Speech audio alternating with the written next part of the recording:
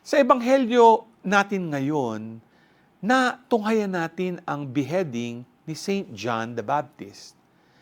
Malubha at masakit ang kanyang pagkamatay dahil sa pagmamayabang at sa salitang hindi naman lubos na ibig sabihin ni Herodes, pinapatay si Saint John the Baptist at hiningi ang kanyang ulo. Walang masamang ginawa si Saint John the Baptist, pero ganito ang sinapit niya dahil sa ipinahayag niya ang katotohanan. Maaari itong mangyari sa mga taong pinagtatanggol ang tama. Bilang mga tagasunod ni Jesus, kailangan tumayo at ipaglaban natin ang katotohanan.